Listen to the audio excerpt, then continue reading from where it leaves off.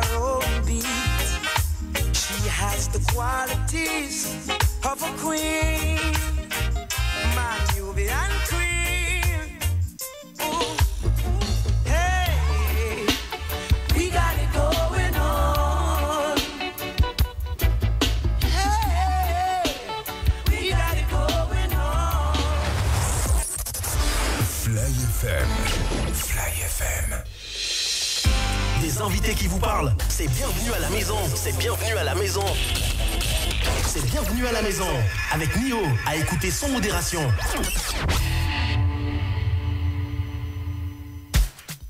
Bonsoir la Guyane, bienvenue sur Fly FM 95.6. Le Facebook Live est également lancé, Fly FM 973. Vous le savez également, vous pouvez nous suivre en ligne sur www.radiofly973.fr. Et si vous voulez également interagir avec nous en direct, en live, le numéro de téléphone est également disponible, 06 94 99 09 52. Alors auditeur de Fly FM, comment a été ta journée? J'espère très bien. Pour nous, écoute, c'est un mercredi, tu sais que tous les mercredis soirs, tu es dans Bienvenue à la maison. Ce soir, dans notre mission spécialement consacrée à l'innovation en Guyane, nous recevons monsieur Franck Morel. Alors Franck Morel, c'est le visage de la pépinière d'entreprises innovantes de Guyane Développement Innovation. Avec lui, on va plonger dans l'ADN de la GDI. Leur but, leur objectif, c'est de transformer une idée brillante en une véritable aventure entrepreneuriale. Alors, ils hébergent, ils accompagnent. C'est également un tissu de réseautage. Ils proposent également des possibilités de financement. Tout est pensé pour passer du rêve à ce que j'appelle la croissance. Alors, si vous avez une idée innovante, restez bien à l'écoute, car c'est peut-être ici, maintenant, ce soir, à 19h12, que tout peut se jouer pour toi. Franck Morel, bonsoir. Bonsoir. Votre journée? Alors, plutôt bien. Plutôt bien? Plutôt bien. Alors, pour commencer l'émission, est-ce qu'on peut déjà se tutoyer tranquillement? Oui, poser également, on se tutoie. Alors, Franck, pour commencer, j'aimerais bien savoir un petit peu plus sur toi, qui tu es, et ensuite, quel est le rôle que tu joues au sein de Guyane Développement Innovation à travers cette pépinière? Donc, comme tu l'as dit tout à l'heure, Franck Morel, je suis le responsable de la pépinière d'entreprises innovantes de Guyane Développement Innovation. À ce titre, j'ai la double casquette de gérer le site en lui-même et l'hébergement des entreprises start-up qui y sont. Et puis également tout ce qui est animation autour de plusieurs événements qui peuvent s'y tenir. Ok, tu dis un mot qui me touche, oui. Tu parles de start-up. Oui, c'est le terme générique. Après, on peut parler tout simplement d'entreprise. C'est un terme un peu tendance quand même. C'est le terme tendance pour parler de jeunes entreprises innovantes. D'accord. Et du coup, dans mon introduction, je parlais d'ADN de la GDI. Et si on rentre un petit peu plus en profondeur, Guyane Développement Innovation, qu'est-ce que c'est et quel est votre ADN qu'est-ce que vous prenez?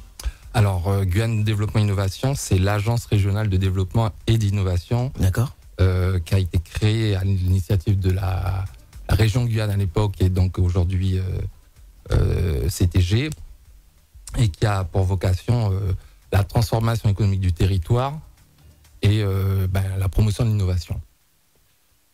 Donc, en quelque sorte, nous sommes l'outil de la CTG pour soutenir le développement de l'innovation sur le territoire. Ah, ok. Concrètement, ça change quoi dans vos missions? Est-ce que c'est un atout supplémentaire d'avoir la collectivité à votre côté? Est-ce que ça veut dire qu'il y a des moyens supplémentaires? Alors, très certainement que l'appui de la CTG est un appui important au premier titre duquel la pépinière, c'est un bâtiment qui a été réalisé et qui appartient donc à la région Guyane à l'époque et maintenant à la CTG. Et dont nous sommes pépinière qui est bien placée d'ailleurs. Qui est placée sur le campus de Troubiran, pas très loin des installations de l'université. En fait, nous sommes sur le territoire de l'université. Quoi de mieux, formidable. Oui. Donc c'est au cœur de la recherche et effectivement de l'innovation. Et donc oui, c'est un avantage puisque ça permet d'accroître notre réseau et l'amplitude de nos actions. Ok. Quand on parle de croissance pour une entreprise, comment ça se découpe dans le temps, schématiquement? Voilà, j'ai une idée. Je la mets en place. Tout de suite, est-ce que je peux être tout de suite rentable? Alors, la première année, la deuxième année? Parler de croissance dès la première année, c'est généralement pas souvent arrivé. D'accord. Faut être très clair. Okay. Et donc, il ne faut pas partir du principe que une entreprise doit être automatiquement et dès la première année une entreprise rentable.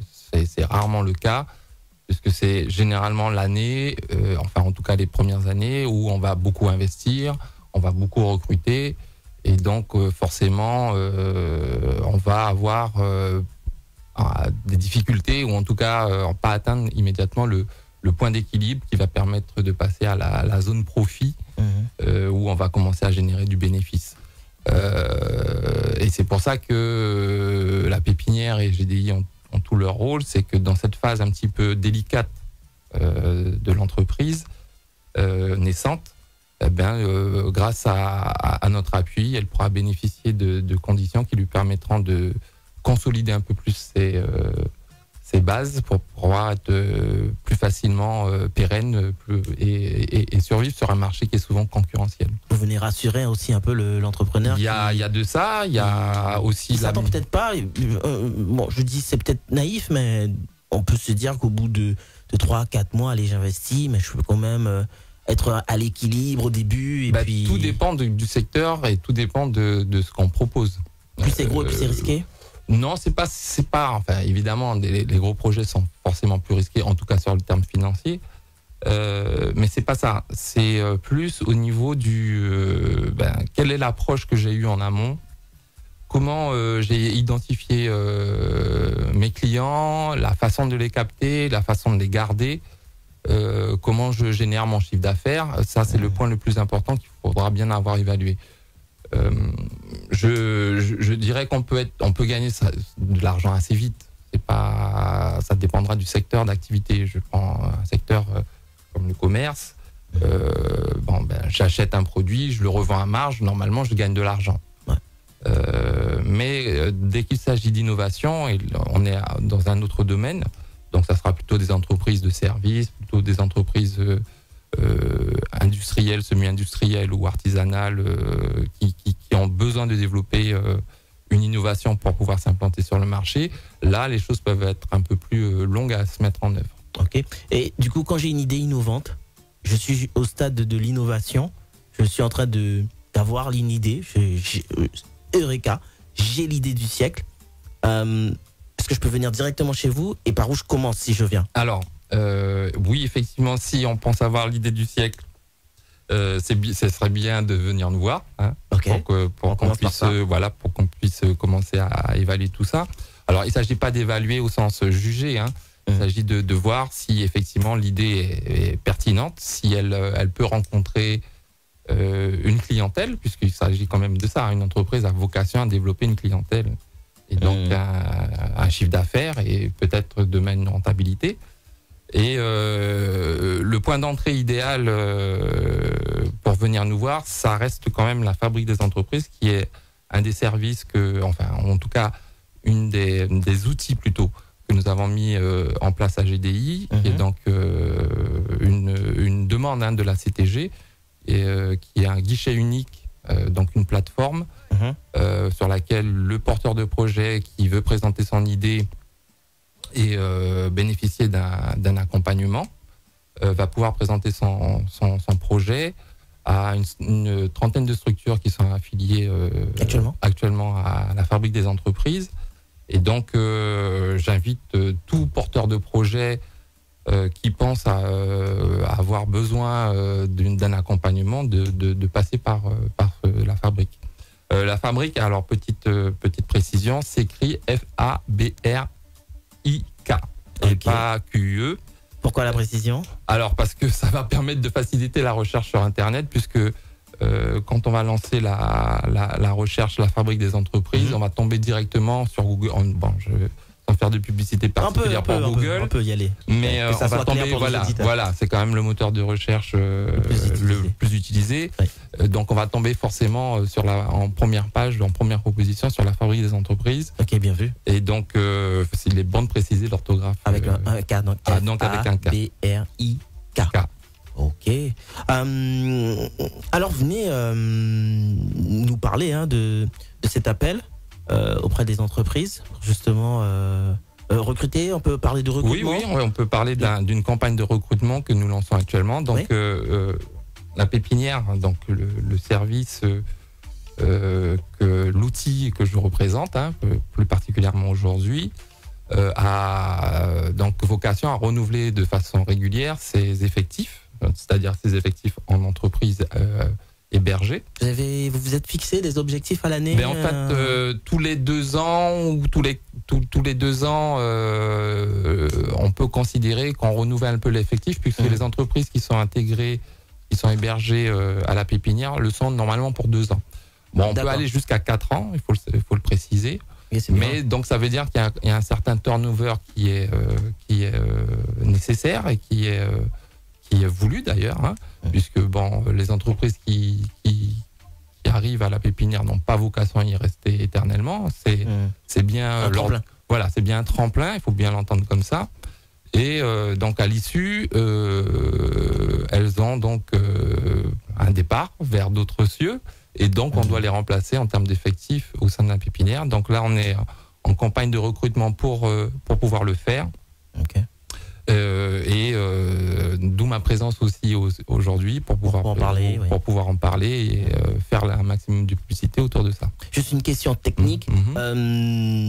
Imaginez-vous un énorme succès. Là, vous êtes à 30. La Guyane avec son dynamisme. Et vous avez plus d'une centaine... dans votre appel de la projet, une centaine d'entreprises qui arrivent. Vous faites comment? Alors, on va avoir un problème, oui. Non, on va pas avoir de problème, je vais m'expliquer. Donc, effectivement, une grande partie de ma démarche vise aujourd'hui à faire du recrutement en hébergement d'entreprises start-up. Pour autant, l'accompagnement d'une entreprise ne se limite pas à son hébergement. Et c'est pour ça que il est important de noter que même si demain ils n'obtiennent pas un hébergement à la pépinière, ils peuvent néanmoins bénéficier d'un accompagnement de la part de Guyane Développement Innovation sur leur activité. Il y a quelque chose de vraiment, quand on monte une entreprise, des démarches toutes simples, parce que je peux avoir une idée de fusionner un fruit avec un autre. Alors moi j'ai ma technicité, je suis hyper connaisseur, donc je sais que je vais faire un jus spécial, ça c'est mon truc, mais après je suis pas du tout paperasse. L'inscription pour avoir un numéro SIRET, etc., c'est pas du tout mon truc. Ça, vous pouvez m'aider pour ça? Alors, j'ai ma technicité. J'ai bien compris. Okay. Donc effectivement, il y a des gens qui ont des idées, il y a des gens qui sont plutôt techniciens que administratifs. Faut être clair. Pour autant, chef d'entreprise, c'est aussi faire de l'administratif. Okay, donc je vais y mettre. Voilà, je vais pas avoir un discours tout le monde il est beau, tout le monde il est gentil. Il faut quand même avoir quelques bases pour pouvoir affronter un monde administratif qui est prenant. Un chef d'entreprise, il va devoir faire des déclarations sociales, des déclarations fiscales, et s'il s'en imprègne pas, il va avoir des difficultés. Il faut être clair à ce sujet. Pour autant, oui, on peut l'aider à le mettre en relation avec des gens. Voilà. Aller vers la formation. Mais c'est aussi l'un des buts de la pépinière, des pépinières en général, puisque c'est un dispositif qui existe aussi ailleurs en France et dans d'autres parties du monde. C'est une dénomination nationale, pépinière d'entreprise innovante. Alors PEI. Voilà.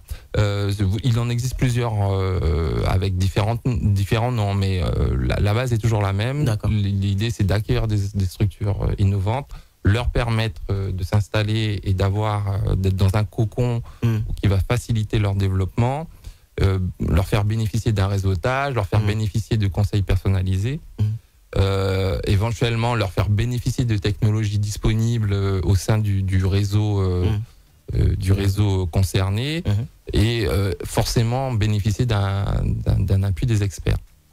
Et c'est là où le chef d'entreprise qui n'est pas administratif peut bénéficier effectivement d'une mise en formation et de conseils qui l'aideront à mieux appréhender cette partie-là. Mentorat? C'est du mentorat, Ok. très clairement. Ok. Alors, soit c'est avec du personnel de GDI, puisqu'on a différentes compétences au sein de GDI.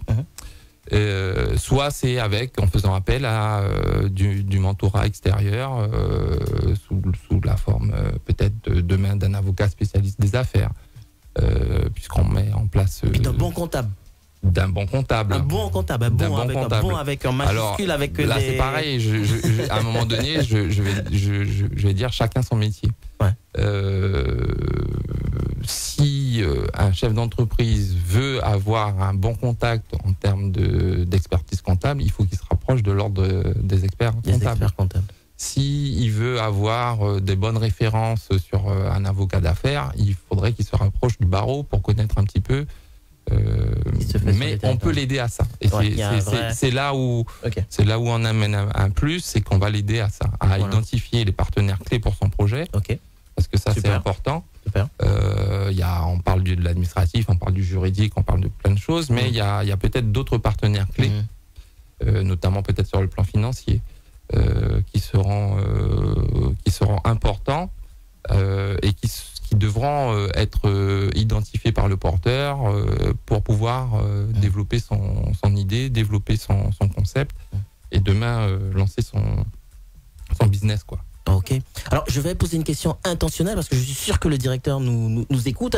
Alors, on parle beaucoup de technicité, mais est-ce que Guyane Développement Innovation, à travers sa pépinière, pense aussi à l'aspect un peu plus psychologique? C'est mon credo.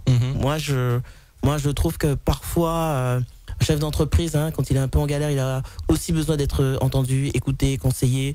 Avoir ces 5 minutes où il va pouvoir se dire c'est dur, et puis après pour pouvoir repartir. Je trouve que est-ce que la pépinière peut être aussi à un moment donné, est-ce qu'il a vocation à être un peu cet espace de soupape où on va lui dire écoute, voilà les adresses des psys, il va voir un psy. Voilà l'idée. Alors je sais pas si je lui donnerais moi l'adresse d'un psy en particulier, mais l'idée c'est quand même comme j'ai dit, prévenir c'est guérir. C'est-à-dire que si le chef d'entreprise au sein de la pépinière il s'imprègne du fait que il est au sein d'un réseau et qu'au plus tôt il a parlé de ses difficultés, et au plus tôt on les a identifiées, peut-être au plus tôt on va peut-être l'aider à trouver une solution. Très bien. Après, s'il y a des choses plus sur le plan personnel, c'est toujours délicat. Je parle de surcharge parfois, mais là, la surcharge mentale, des choses de cet ordre. Je pense confiance en soi aussi. Voilà, la confiance en soi, tout ça, c'est des choses qui peuvent être travaillées au travers de ce que on peut proposer dans le parcours d'accompagnement. Ok. C'est-à-dire que ils vont être mis en résidence. Alors on appelle ça la résidence.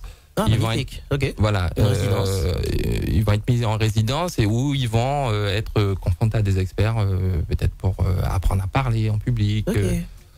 À gérer son temps, des choses de cet ordre. Il y a des événements. Ça c'est dans le parcours d'accompagnement que l'on développe de plus en plus à GDI. Super, je pensais poser une question piège, mais non. En fait non. Ok, c'est cool. Donc effectivement,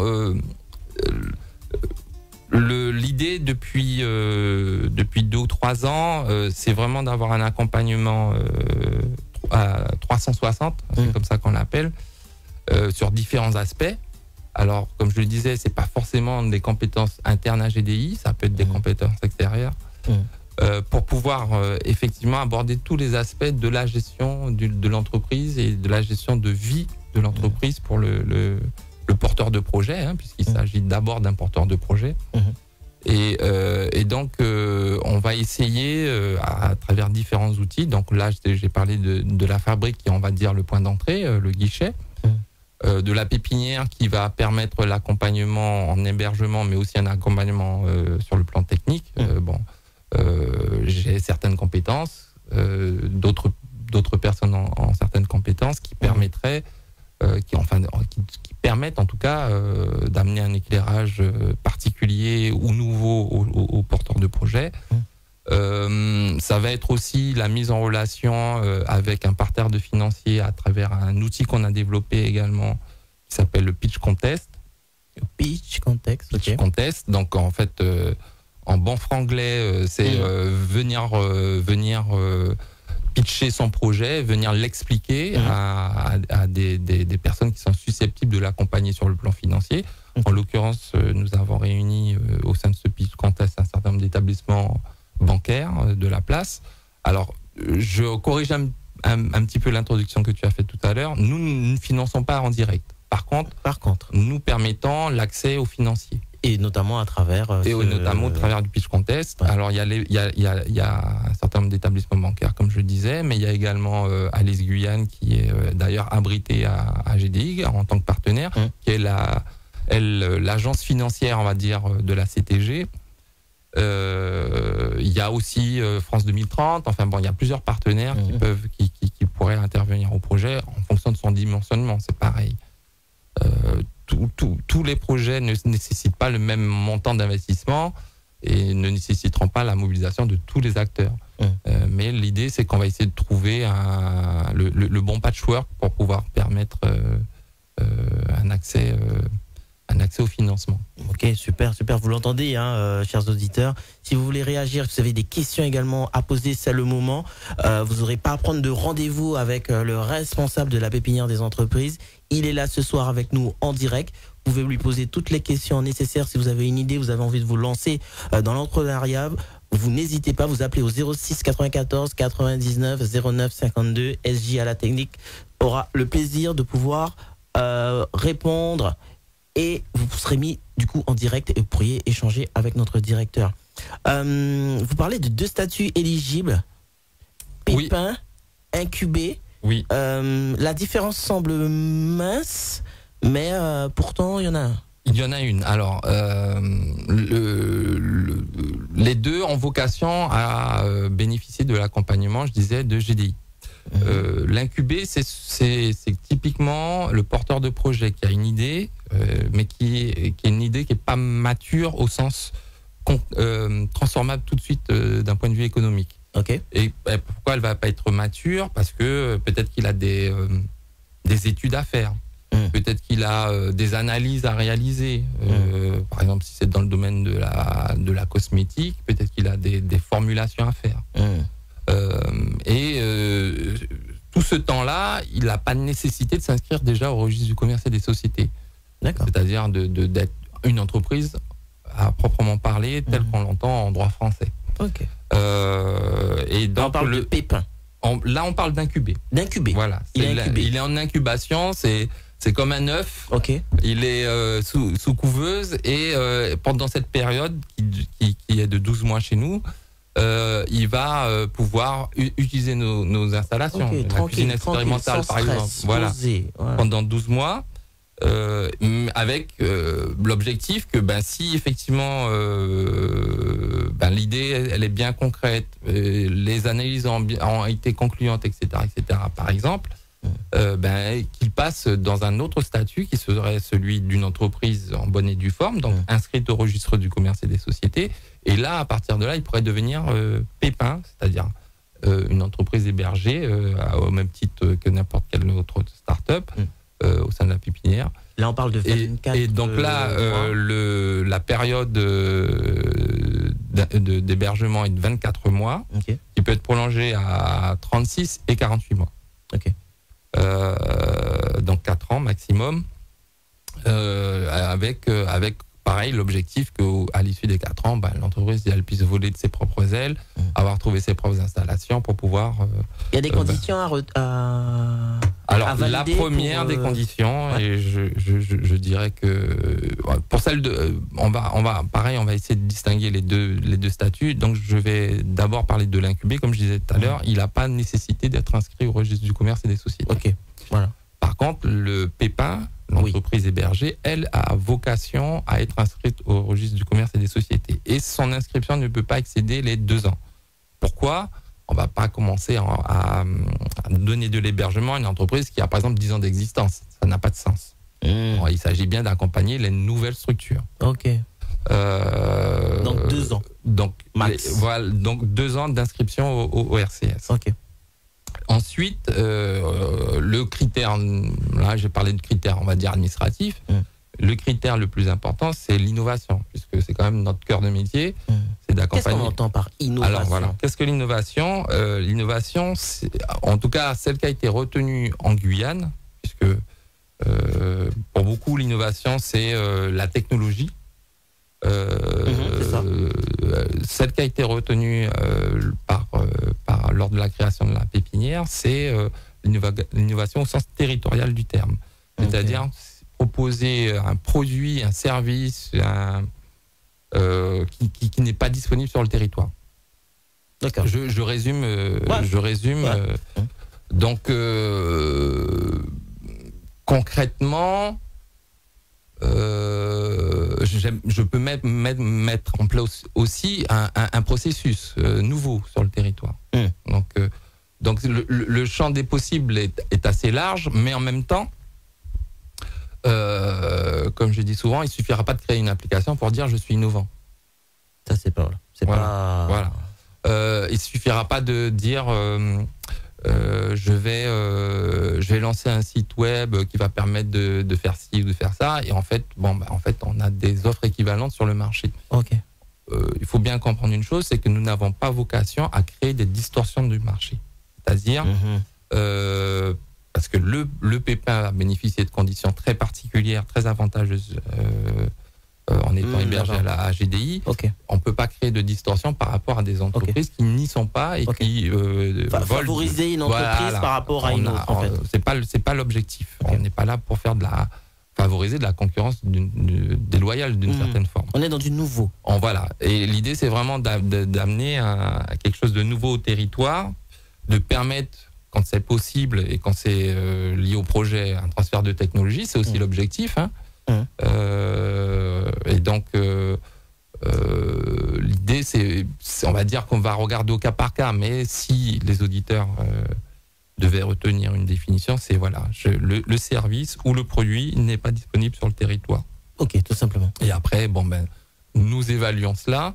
Alors, quand j'ai dit nous, il y a d'abord mon premier filtre. Je reçois les gens en rendez-vous, on échange un peu sur leur projet. Et puis, il y a un deuxième filtre, c'est celui du jury, parce qu'on a un jury ad hoc pour pouvoir juger de la pertinence et de la faisabilité économique. Vous avez des indicateurs également? Oui, on va quand même avoir un minimum d'indicateurs sur la faisabilité économique. Comme je disais tout à l'heure, on peut avoir l'idée du siècle, mais elle ne devient l'idée du siècle qu'à partir du moment où elle rapporte de l'argent. Elle peut être rentable. En tout cas, où elle a vocation à rapporter de l'argent. Puisqu'on parle d'entreprise, on ne parle pas d'association. On ne parle pas de domaines sociaux qui ont d'autres objectifs et d'autres indicateurs. L'indicateur premier d'une entreprise, c'est sa capacité à générer et des ventes et de la rentabilité après. D'accord.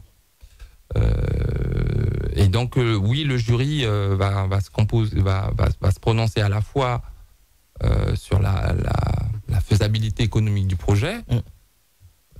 On va regarder si le projet n'est pas hors sol, en fait, tout simplement. Mais ça ne va pas être le critère essentiel, puisque l'objectif, c'est aussi de donner des outils aux porteurs de projet pour pouvoir rendre son projet peut-être rentable. En tout cas, le projeter dans cette dimension-là. Peut-être que lui, tu l'évoquais tout à l'heure, il a surtout une approche technique de son projet, et il faut lui donner cette approche commerciale. Et donc, c'est là où on va intervenir. C'est aussi notre objectif et notre rôle. Par contre, là où on va, je dirais pas être intransigeant, c'est sur le cas, mais si quand même, c'est sur le caractère innovant du projet. Ouais. Oui. C'est ça qui fait notre cœur de métier. C'est l'ADN. C'est l'ADN de GDI, c'est l'ADN qui a voulu à la création de la pépinière. Alors, pour revenir sur cet appel à projet, donc justement, le dossier, on peut le télécharger quelque part. Tout à fait. Donc, on peut soit simplement m'envoyer un mail. Je donnerai l'adresse tout à l'heure. Tu peux donner maintenant. Alors, l'adresse c'est plusieurs fois. Voilà, l'adresse c'est PEI. Donc en minuscule ça passe très bien. @ ARDI comme Agence Régionale de Développement et Innovation. du 6 sur Ok. votre clavier, GDI, donc Guyane Développement Innovation.fr. Ok. Ça, c'est l'adresse sur laquelle on peut envoyer Un mail, tout simplement, je souhaiterais. alors, pas tout simplement un mail. Enfin, oui, le mail va me permettre de déjà vous repérer, Ok. mais surtout de demander, ça va être l'occasion pour vous de demander le dossier, qui Ok, donc. normalement est un dossier de candidature, Ok. pour qu'on puisse justement juger à peu près tout le monde sur la même base. Il y a un minimum à présenter. D'accord. Pitch, Donc, etc. Non, Non. c'est assez synthétique. Bon, ça présente forcément l'idée qui est mise en avant par le porteur. Ok. Ça présente aussi quelques éléments économiques, un minimum. On lui demande pas un prévisionnel en bonne et due forme. Ça n'a pas lieu d'être à ce stade. Mais en tout cas, quelques indicateurs.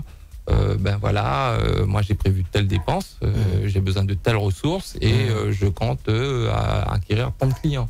Ça va me donner un chiffre d'affaires, ça va me donner un tableau de financement, des choses de cet ordre. Déjà, Bon, donc c'est quand même assez light. Moi, dans cette phase où les gens vont élaborer ce document, je les aide, je les accompagne.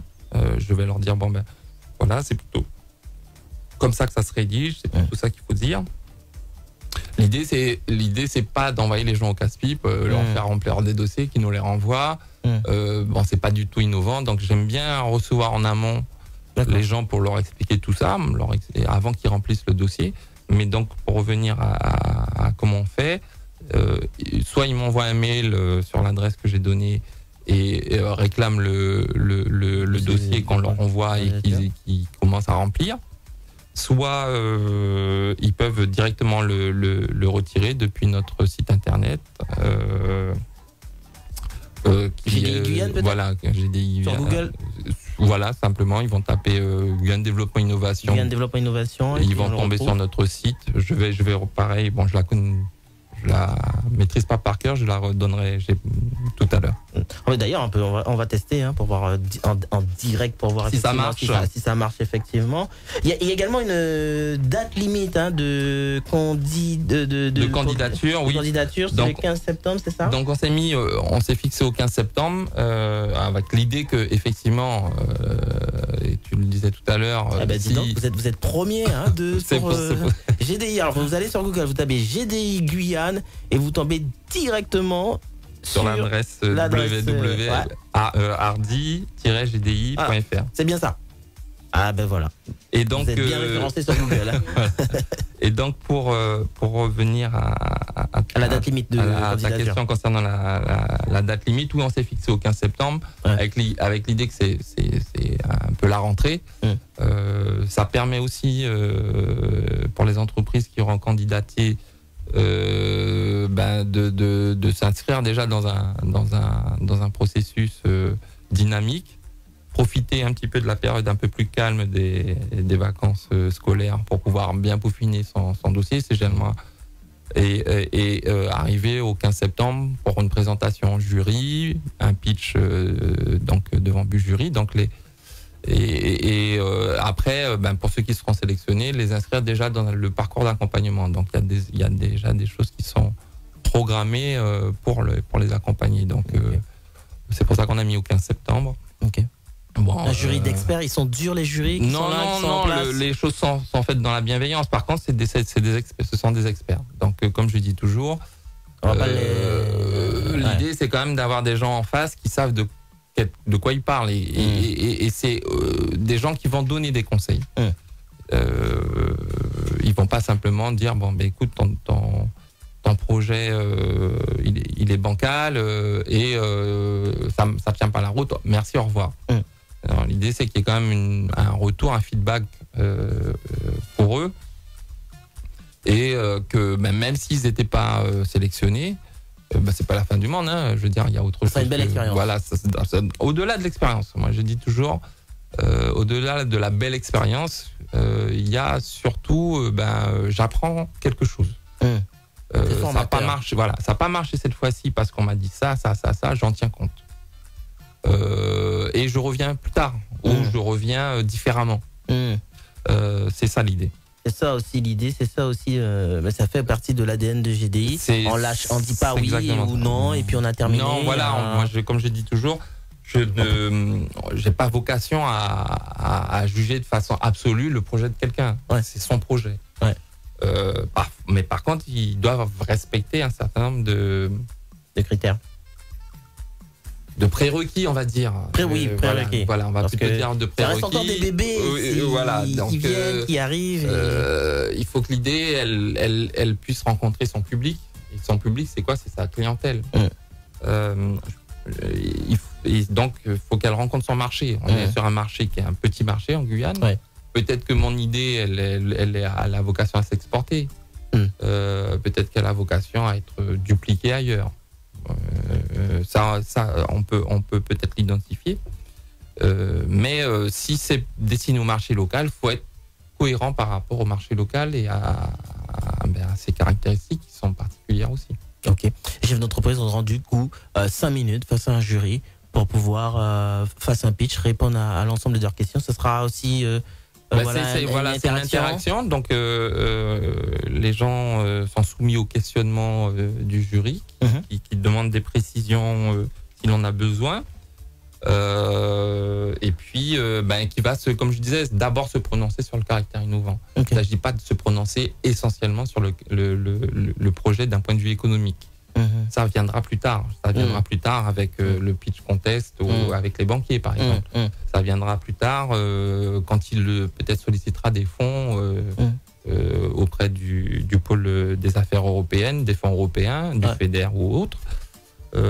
Ça viendra sous différentes formes. Et c'est justement dans toute cette période des 2 ans, voire des 4 ans, que on accompagnera pour qu'ils puissent affronter ces différentes étapes. Ok, formidable. D'ailleurs, on a eu l'occasion de rencontrer des chefs d'entreprise, que vous portez, des porteurs de projets. On a hâte de les revoir. C'est un appel. On a hâte de les revoir, avoir un petit peu de leurs nouvelles, savoir comment ça s'est passé. Et si vous avez d'autres entreprises aussi qui arrivent, notamment à l'issue de cet appel à projet, ce sera avec plaisir que sur on aimerait les recevoir. Ça sera tout à fait pertinent. Puisque, comme je le disais tout à l'heure, l'objectif aussi d'être en pépinière et d'être affilié GDI, c'est aussi de bénéficier d'un réseautage. Et le réseautage, c'est quoi? C'est faire sa publicité. C'est se vendre aussi bien auprès de ses partenaires que de vendre auprès de sa future clientèle ou sa clientèle. Et donc, effectivement, c'est une démarche qui serait tout à fait bienvenue qu'on puisse les faire participer à une de tes émissions à l'issue de leur intégration. Voilà, ça sera avec donc plaisir. Je retiens l'invitation et je la note. Ça sera avec plaisir. Et en plus, donc là, on est quand même dans la phase de projet, mais après, il y a de belles choses quand même qui peuvent attendre ces entreprises. Je sais qu'il y a des entreprises qui étaient venues pour participer à des salons à l'extérieur. Il y a vraiment... quand les entreprises, vous sentez que les entreprises sont prêtes, vous allez plus loin avec eux. L'idée, c'est que... tous les moyens d'accompagner sont bons à prendre. Il y a certaines entreprises, certains secteurs d'activité où ne pas participer à certains salons va être pénalisant. Ah oui, pas juste dommage. C'est pas juste dommage, ça va être pénalisant. Je prends le domaine des technologies, au sens premier du terme, là, pour le coup. Bon, le salon Vivatech, c'est quand même un salon où on va identifier peut-être des concurrents, identifier des partenaires potentiels. C'est le salon de l'innovation de la technologie en France. Bon. Et quand on prétend à être dans ce secteur-là, c'est bien d'y aller faire un tour. Alors, peut-être pas forcément pour y exposer, parce que ça demande quand même des moyens d'exposer. Mais en tout cas, aller voir ce qui se fait, aller prendre des contacts, échanger sa carte de visite, présenter éventuellement son projet à des partenaires qu'on aura identifiés et qui seront forcément sur place. Peut-être que demain, je suis une entreprise qui veut dupliquer son produit, son service sur les Antilles-Guyane, donc pas seulement la Guyane, mais aussi Guadeloupe et Martinique, parce que finalement les marchés sont assez proches, même si éloignés de plusieurs milliers de kilomètres, mais il y a quand même un bassin de culture, une manière de raisonner, de consommer qui est quand même commune. peut-être que mon produit il est ni disponible en Guadeloupe, ni disponible en Martinique, ni en Guyane, et que il va falloir que j'aille démarcher, le présenter là-bas. Et donc là, effectivement, on peut peut-être envisager, alors soit d'accompagner, faciliter le départ de l'entreprise qui souhaiterait explorer ces marchés-là. Ok, super. Voilà, c'est vraiment tout un programme d'accompagnement pour ces entreprises. On encourage sur Fly FM les auditeurs à se lancer dedans, à entreprendre, parce que l'entrepreneuriat, c'est ce qui porte également la Guyane, c'est ce qui va la faire progresser. Certes, au-delà de l'innovation, mais toute forme d'entreprise est également bonne. Donc, on invite l'ensemble de nos éditeurs à y aller, à tenter leur chance, à croire en leurs rêves. Justement, par rapport à ton retour d'expérience, est-ce qu'il y a des besoins particuliers sur ce territoire qui reviennent le plus souvent? Quand tu te dis à chaque fois, là, il faut vraiment qu'on améliore les choses, qu'on progresse dans ce domaine-là. Comment la pépinière va impulser une vision pour pouvoir améliorer justement l'incubation des entreprises? Le plus souvent, les entreprises, enfin les jeunes entreprises, elles sont à la recherche du nerf de la guerre, c'est-à-dire d'argent. Faut être clair. Et l'argent, il peut être de plusieurs façons. Soit, effectivement, j'ai réussi à convaincre un ou plusieurs banquiers d'accompagner mon projet, de le financer. J'ai réussi à convaincre le Pôle Europe de me verser une subvention, mais je peux aussi convaincre la pépinière d'entreprise de m'accompagner et donc de bénéficier d'économies. C'est là où on intervient, nous, plus particulièrement. Okay. Quand je parle d'économie, j'ai précisé mon propos. L'hébergement à la pépinière, c'est 30 à 35% de charges en moins locatives par rapport au marché. Donc, c'est pas négligeable. Vraiment pas négligeable. C'est pas négligeable. Faut entendre que la pépinière, elle va offrir tous ses services. Les bureaux équipés, les salles de réunion, les salles de réunion, quasi gratuitement, etc. Voilà, sur la partie service. Donc il y a le minimum qui est demandé à l'héberger, c'est de verser un loyer. Combien? Et ce loyer, alors je vais te donner les tarifs. Ce loyer, il est très modéré, comme je disais, par rapport au marché. Il est de 35% moins cher par rapport au marché. Okay. Il faut savoir que leurs tarifs vont démarrer à 22 € du mètre carré. 22 € le mètre carré. Voilà, et pour finir à 25 €. Ouais. Donc il y a une progressivité du loyer. Ouais. Mais si vous prenez sur de l'immobilier professionnel, même pas équipé, on est sur... Il n'y a même pas encore le carrelage. Il n'y a souvent pas le carrelage, effectivement, puisque le mobilier professionnel il est souvent proposé brut. Il est très brut. Brut de béton, comme on dit. Ouais. Là, vous êtes déjà entre 45 et 70 € du mètre carré, voire plus. Ok. Avec la pépinière, c'est moitié moins. Avec la pépinière, c'est quasi moitié moins, sachant que, pareil, il n'a pas de charge d'électricité, il n'a pas de charge d'eau. Bon, comme c'est quand même... c'est des petites choses, mais une économie sur 4 ans, c'est de l'argent que je mets ailleurs, dans des choses qui sont un peu plus stratégiques pour moi, peut-être. Ouais, totalement, surtout au début. Surtout au début. Et puis, il bénéficie d'une adresse de domiciliation aussi. On propose ce service au travers de la pépinière qui lui permet de se faire identifier un peu plus, de façon un peu plus sympa. J'ai une adresse un peu prestigieuse, quoi. Je suis sur le campus universitaire de Troubiran, au sein d'une pépinière d'entreprise. Ça veut dire que déjà, j'ai passé un certain nombre de filtres qui font que je fais un peu plus sérieux. Il y a aussi évidemment le conseil des experts qui, je disais, est quasi gratuit puisqu'il rentre dans le processus d'accompagnement. Si vous devez payer un expert comptable tout de suite, c'est une charge importante. On va pas faire sa comptabilité. Par contre, on va lui permettre de bénéficier sur la production de son prévisionnel de notre expertise.